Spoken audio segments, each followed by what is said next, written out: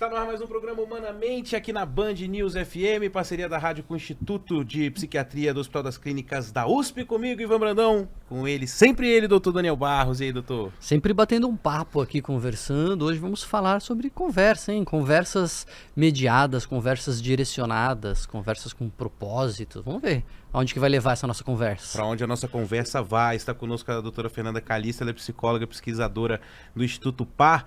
Ô, doutora, seja bem-vinda à Band News FM, ao programa Humanamente. Hoje, eu e o doutor Daniel estamos aqui de alunos. Vamos fazer perguntas como alunos para a gente falar da terapia comportamental dialética. Tudo bom? Tudo ótimo, bom dia, obrigada pelo convite. Bom, espero poder contribuir então para as dúvidas. Ô, Fernanda, eu queria começar entendendo que você explicasse para a gente.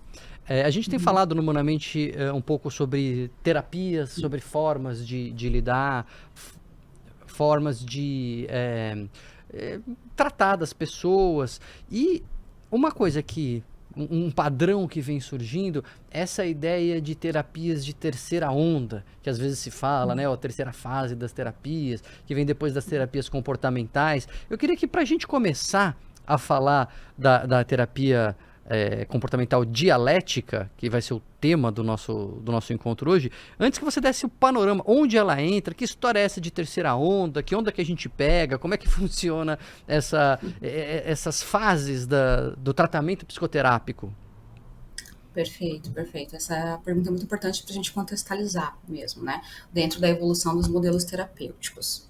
Então, realmente, a gente tem, né, durante um período, um fortalecimento da terapia dita comportamental tradicional, né?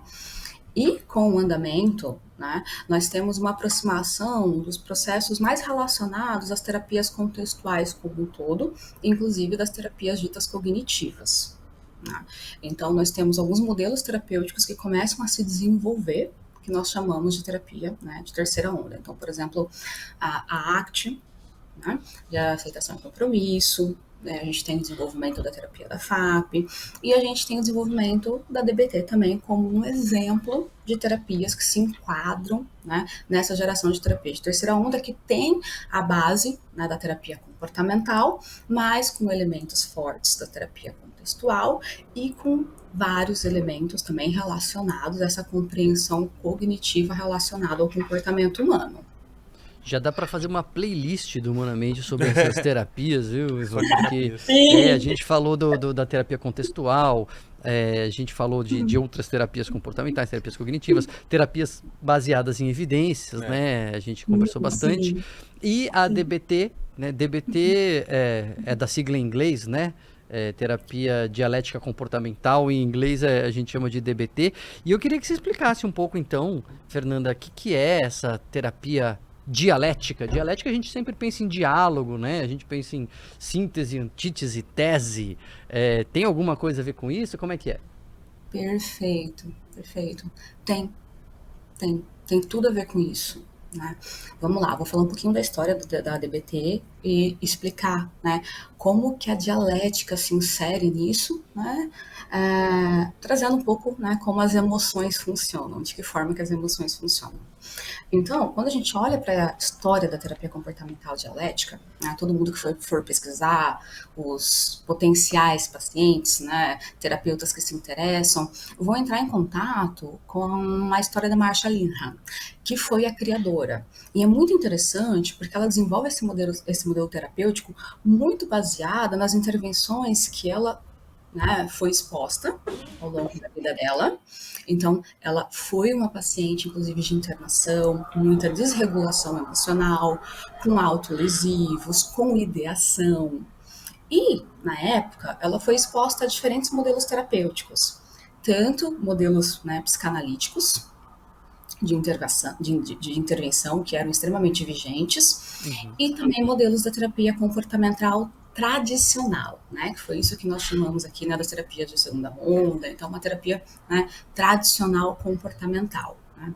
O que acontece? Né? Ela começa a ter a percepção, né, do o que é aproveitável, digamos assim, os processos que são aproveitáveis da terapia comportamental, mas começa a desenvolver também um modelo que foca muito na regulação emocional.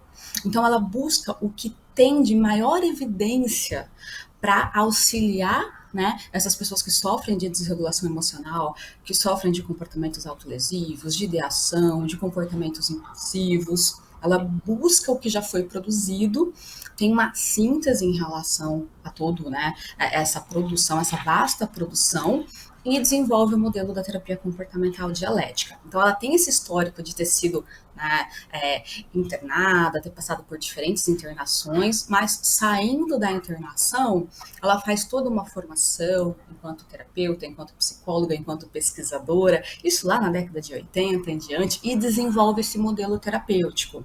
Então, a DBT, né, como ela foi formatada, ela é especialmente recomendada para pessoas que têm desregulação emocional de uma maneira intensa, comportamentos impulsivos, né, e muitas vezes comportamentos, padrões que levam a risco à vida. Tanto no sentido de autolesivo, tanto no sentido de ideação, suicida, como outros elementos. Agora, aliás, tem programas nossos aqui, recentes até, né, sobre regulação emocional. Exato. E por que, doutora, essa é a mais indicada, né? A gente falou tanto aqui também, já recentemente, né, doutor, sobre a escolha da terapia. Acho que foi até com o doutor Jean que a gente discutiu isso, né? Que às vezes as pessoas vão testando aquilo que mais lhe convém. Por que nesse espectro que a gente está falando, né, das pessoas que têm esse tipo de comportamento de desregulação emocional, terapia comportamental dialética é mais indicada, ou como se chegou nisso, né? Como se chegou a esse modelo para tratar essas pessoas? Vamos lá. Então, quando você começa a testar um modelo terapêutico, um formato de intervenção, né, você tem uma série de formas de atestar o quanto que aquele modelo ele é eficaz ou não. Então, você tem a aplicação, por exemplo, num público-alvo específico, né? Você faz estudos randomizados, você faz comparações nesses estudos com outras abordagens. Então, por exemplo, né, você tem populações que você faz uma comparação controle. Então, a gente pode falar de uma comparação com um estudo, com uma intervenção, eu vou chamar aqui de tradicional, como anteriormente era feita, né? Então, por exemplo, uma intervenção psicanalítica para essa população que sofre de desregulação, e os estudos começam a demonstrar que sim, você tem uma eficácia maior. Né? E isso fortalece esse modelo de intervenção e torna esse modelo o mais recomendado. Tá? É importante também trazer que tem alguns elementos desse modelo que acabam contribuindo para essa efetividade. Né? Então, a gente tem tanto a terapia individual, então eu tenho um terapeuta, né, trabalhando diretamente com esse cliente, né? E eu também tenho grupos de habilidades, né? No qual esse cliente, né, ele recebe, né, uma formação em como regular suas próprias emoções, em como compreender suas próprias emoções. Além disso, né, como lidar com seus relacionamentos interpessoais, né? Como tolerar um mal-estar que muitas vezes é muito grande, que leva a angústia, que pode levar a comportamentos autolesivos, comportamentos de risco.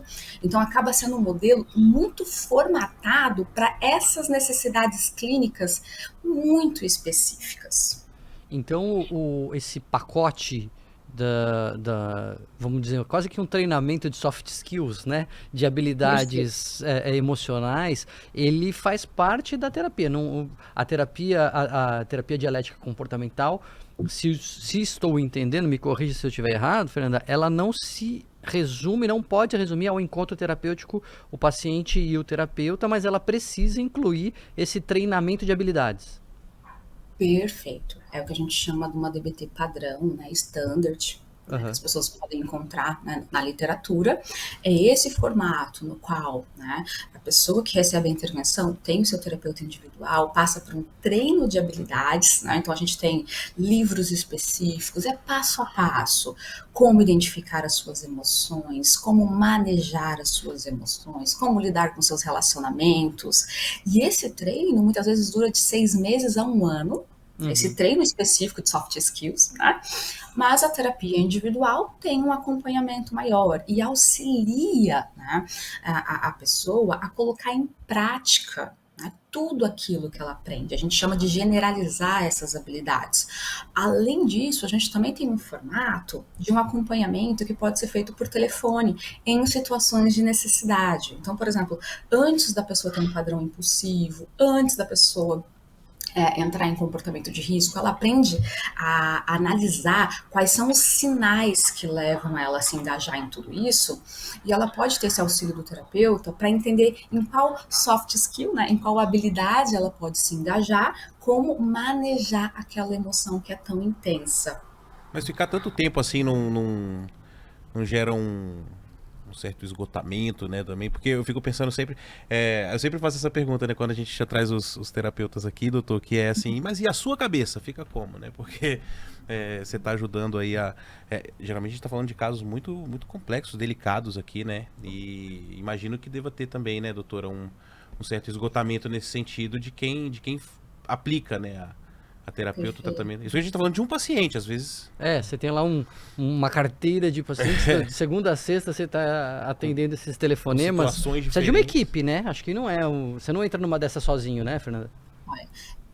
O trabalho em equipe é extremamente importante, então eu tenho a sorte de contar com ótimos psiquiatras, que eu sempre estou em contato, que também, né, de alguma maneira tem formação, tem conhecimento em DBT.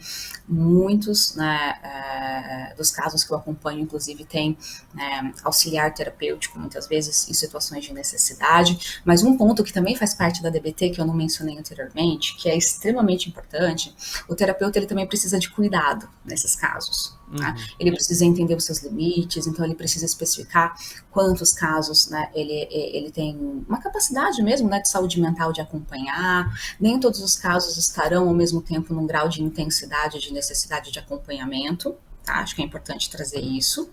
E nós temos também um formato, né, a gente tem um acompanhamento que a gente chama de consultoria, no qual os terapeutas que atuam com o DBT, né, eles têm um momento, né, semanal, no qual eles podem compartilhar os seus desafios, né, muitas vezes, né, entender, compreender quais são os seus limites, compreender qual é o melhor passo a ser tomado visando a efetividade, né, a segurança do caso, uma rede de suporte, na verdade. Isso é extremamente importante. Fernanda, a gente está falando aqui, né, de casos complexos, de pessoas com dificuldade na sua regulamentação emocional, na sua regulação emocional, né, de forma mais grave. Agora, a regulação emocional é uma habilidade, né, que, enfim, tem gente que tem mais, tem gente que tem menos, e tem gente que tem tão menos que é doente, né? Agora, a gente está falando das pessoas que têm um transtorno mental, que têm um problema de autorregulação emocional.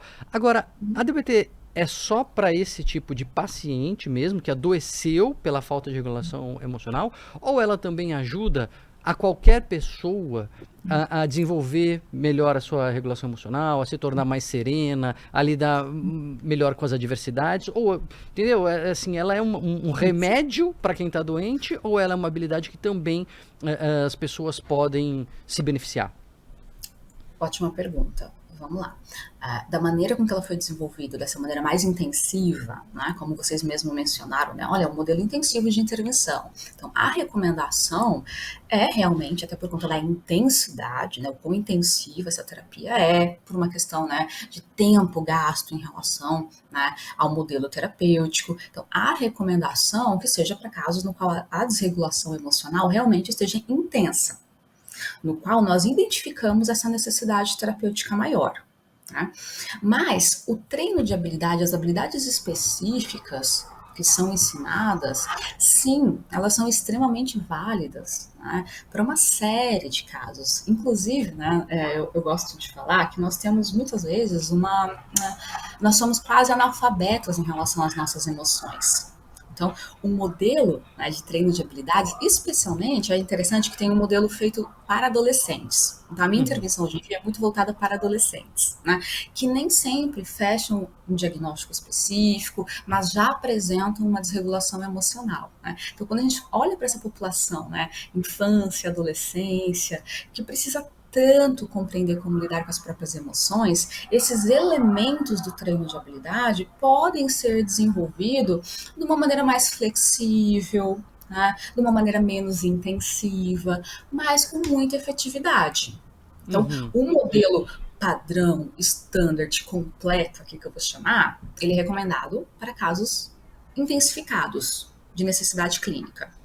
Esses componentes do treino de habilidade podem ser utilizados de uma maneira mais flexível quando o terapeuta, o psiquiatra, achar interessante fazer sua consideração clínica, que seria interessante a pessoa ser alfabetizada, por exemplo, em relação às próprias emoções e como manejá-las. Isso é muito complicado, né? Pro nosso ouvinte entender, então, doutor, assim, a gente já discutiu isso aqui outras vezes, né? Em outros programas, mas como é que eu sei que minha emoção está desregulada? E para falar de transtornos específicos mesmo, né? O que não sei, alguém que está nos ouvindo no carro pode, às vezes, pensar assim, que a gente até falou disso, né, doutor? Eu não mesmo. Eu tenho uma desregulação emocional, não entendo o que está acontecendo comigo, mas eu acho que entendo, né? Eu acho que eu estou bem.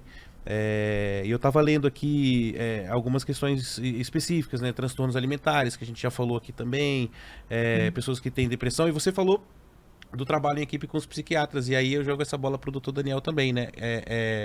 Dessa importância das coisas caminharem lado a lado, né? De ter esse papo psicólogo-psiquiatra. Pois é, e os psiquiatras precisam conhecer melhor também a técnica, né? E até abrir o repertório, até por ser uma coisa relativamente nova, não tão antiga, né, Fernanda? É até por isso que eu chamei a Fernanda aqui pra gente conversar, para eu aprender mais também da DBT. Só que é isso, né? Muitos dos transtornos que a gente trata no consultório chega pro psiquiatra, né? Com, sei lá, um transtorno alimentar ou uma impulsividade, tem por trás emoções que não estão equilibradas, né? E aí, nesse sentido, acende ali uma lâmpada, opa, peraí, eu preciso de um auxílio aqui para que este paciente tenha uma melhor regulação, mesmo, Fernanda, aqui é a pergunta, mesmo que ele não seja, um paciente com transtorno de personalidade borderline, que é o paradigma da desregulação emocional, né?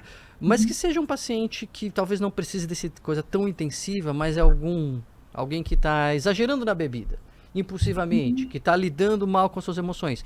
Ele pode se beneficiar de um tratamento que, mesmo que não seja esse standard, né? Acho que essas habilidades podem ajudá-lo também, não? Perfeito. Então, quando a gente fala da desregulação emocional, o nosso primeiro pensamento, né, de psicólogos, psiquiatras, se volta muito para o transtorno de personalidade borderline, porque uma característica basal é essa sensibilidade emocional que leva a uma desregulação, leva a comportamentos impulsivos e leva a comportamentos de risco. Tá bom? Então, normalmente, né, a indicação, né, toda a validação enquanto efetividade, inclusive, vai no sentido dessa população específica. Mas nós já temos adaptações da DBT, por exemplo, para pessoas que fazem uso compulsivo de substâncias psicoativas, quando é identificado que a base desse consumo é a desregulação emocional. Como eu disse, eu trabalho muito com adolescentes que muitas vezes, né, caminham, né, para um possível diagnóstico de transtorno de personalidade borderline, né, ou muitas vezes, né, estão num grupo, né, de neurodiversidade como o TDAH, no qual a desregulação emocional está muito presente, e você tem adaptações da DBT também específica para o trabalho com adolescentes, inclusive o treino de habilidades é especialmente adaptado. Né? Tem populações com transtorno alimentar no qual a base também é a desregulação emocional. Então, O nosso desafio é compreender se esses padrões, se esses sintomas se baseiam na desregulação emocional. Sendo baseado, você pode fazer essa recomendação, mesmo que não seja a DBT de uma maneira tão standard, tão padrão, mesmo que seja de uma maneira mais flexível. E é difícil esse diagnóstico, doutora? Assim, imagino que existem coisas que você tem febre, tosse, uma coriza, uma coisa, você tem isso, né? Nesse caso, imagino que tem uma pesquisa um pouco maior, uma conversa, né? É mais difícil identificar, e se é mais difícil identificar nessa população que você está citando diretamente com que você trabalha, que são os adolescentes, né? Tá todo mundo ainda com o cérebro em formação, né? Imagino que deva ser um processo também diferente. Claro, é importante trazer que realmente o adolescente está com uma personalidade em formação. Então, muitas vezes, nós identificamos características diagnósticas, né, que vêm após uma avaliação neuropsicológica, psiquiátrica, observação clínica. Então, realmente é algo muito específico, muito detalhado. Então, às vezes a gente não chega a fechar o diagnóstico até por conta da idade, por conta da personalidade em formação.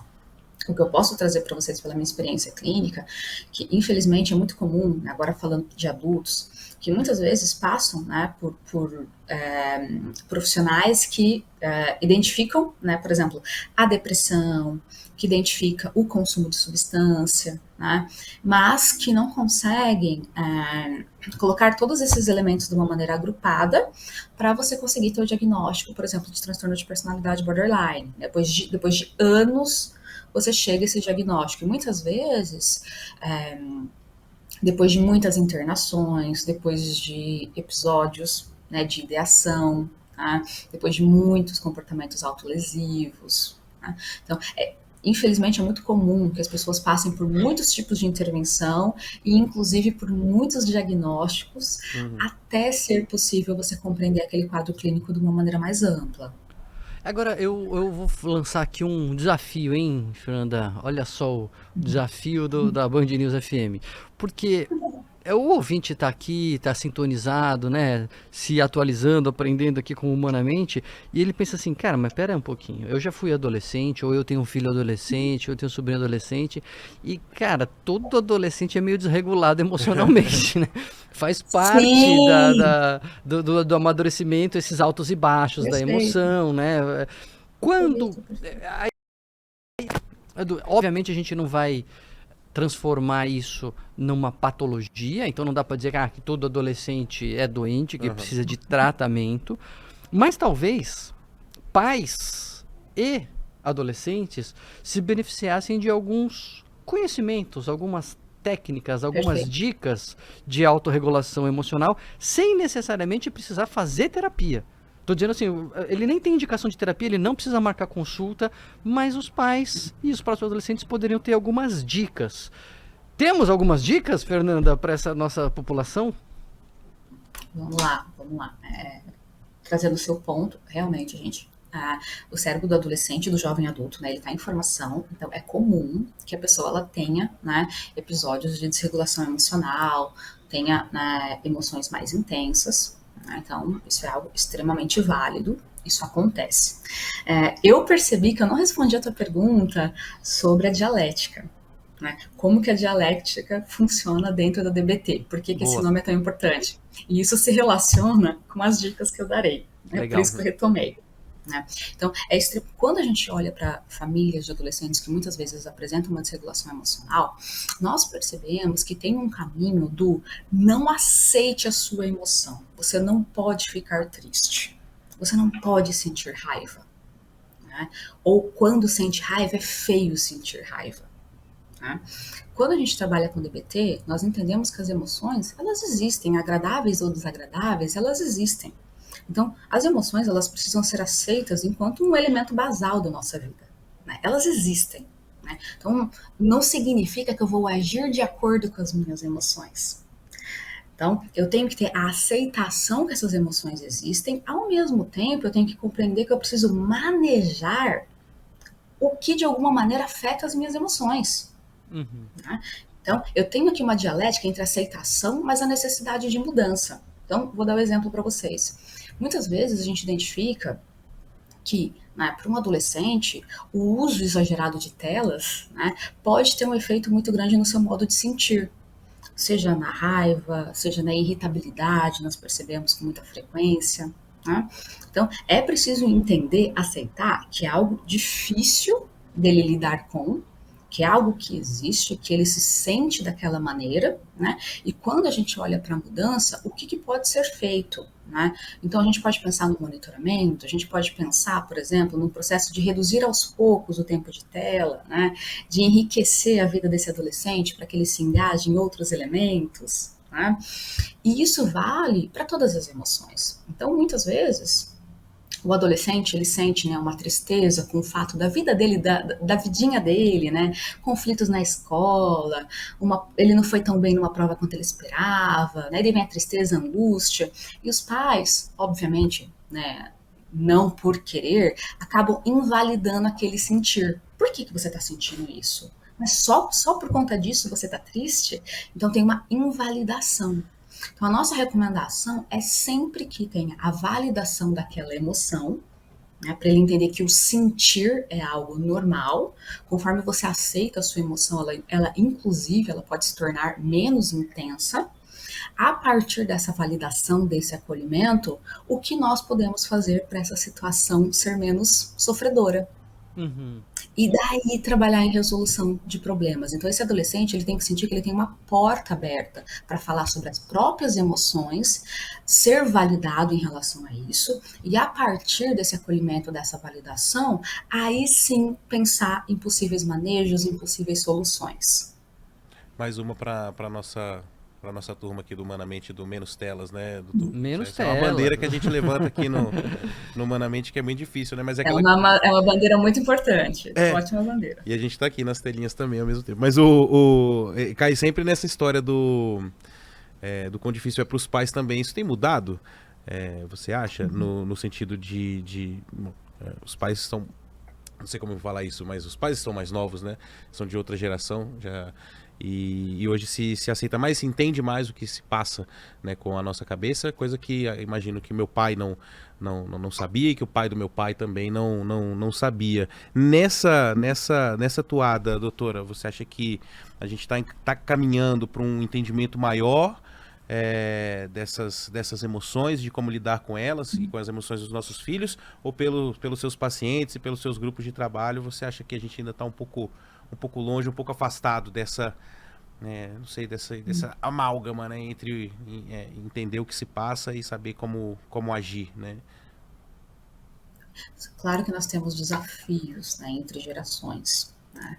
Então a gente tem que tomar cuidado porque cada geração enfrentou seus próprios desafios, suas próprias dificuldades, e com base nos seus próprios desafios, né, sempre tem o risco de você invalidar o sofrimento da nova geração. Então, nós percebemos isso como uma constante. Sempre entre gerações a gente tem desafios muito grandes na compreensão do que faz o outro sofrer.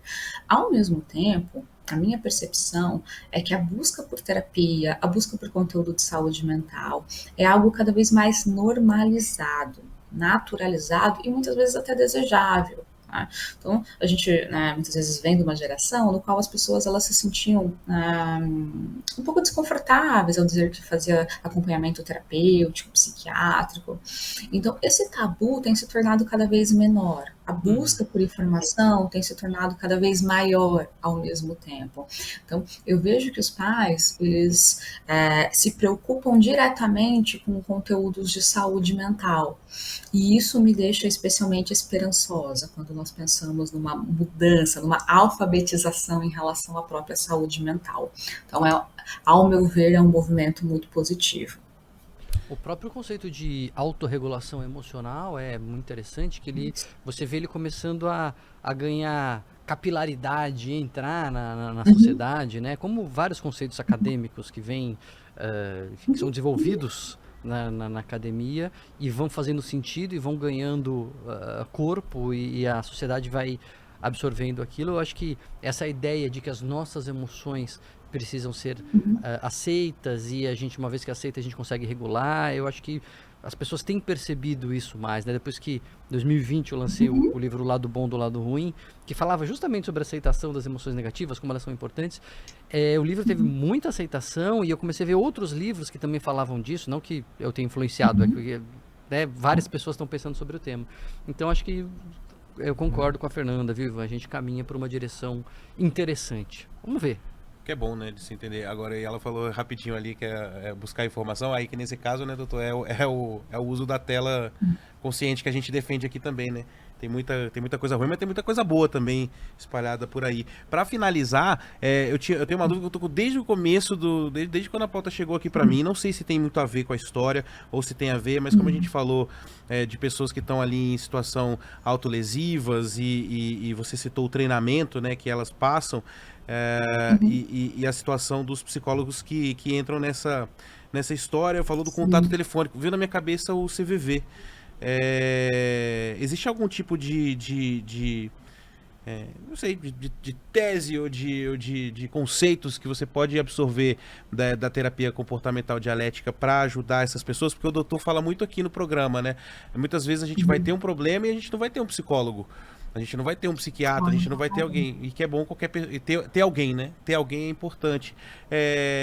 Tem algum tipo de conceito que a gente possa usar também no dia a dia para, muitas vezes, prestar ali um primeiro socorro, né? O primeiro socorro psicológico. Enfim. Você comentou da validação, né? Essa é a primeira coisa da aceitar, validar, não falar para que isso, por que isso, não precisa disso, né? Mas beleza, aceitamos. Que também não é o vai ficar tudo bem, deixa disso. Aceitamos e acolhemos, e agora? Perfeito. Então tem esse ponto, aceitamos e acolhemos de verdade, tá? De uma maneira genuína, né? Porque a pessoa que está em sofrimento, ela obviamente, né, ela passou por um histórico de invalidação muito grande, então essas frases feitas, né, como vocês mencionaram, né, muitas vezes trazem um sofrimento muito maior. Então, tem esse ponto, sim, do acolhimento e outras, né, orientações que podem ser dadas, fornecidas em relação a esse aspecto. Então, por exemplo, quem está por perto de você, quem você poderia acessar, o que você poderia fazer até esse mal-estar passar, né? Outras vezes que você sofreu desse mal-estar, né? O que você percebe que foi, né, algo que te fez bem, que te fez lidar com isso, né? Eu estou trazendo isso porque a emoção intensiva, agravada, desagradável, né, ela tem uma duração. As emoções, elas vêm como ondas, né? Então ela vem muito fortalecida, né? Mas naturalmente, né, depois de um tempo que vai variar para cada pessoa, depender da sua sensibilidade, ela tem esse aspecto de redução. Então, numa situação de crise, né, por isso que é importante a pessoa conseguir acionar alguém, a pessoa ela ter esse acesso, a pessoa ser validada, né? O importante é que a gente pense em manejos para que essa emoção consiga baixar de intensidade, que a onda diminua. Tá? Perfeito. Então, para além desse acolhimento, é compreender nesse contexto dessa pessoa que rede de apoio, que rede de suporte, o que ela pode se engajar, né, para que, né, a espera dessa intensidade, né, seja menos angustiante possível.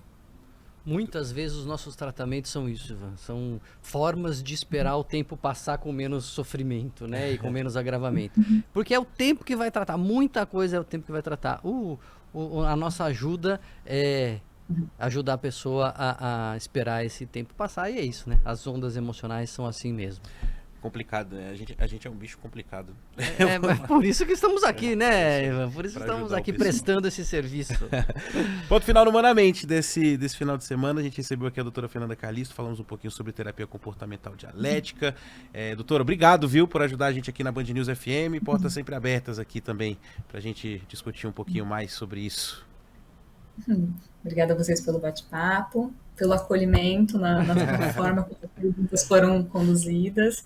E, claro, estou à disposição. Né? Falar sobre saúde mental é sempre um desafio, um tema necessário. Quanto mais informação de qualidade a gente puder trazer para o público em geral, a gente está contribuindo para fomentar uma nova cultura de fortalecimento e valorização da saúde mental.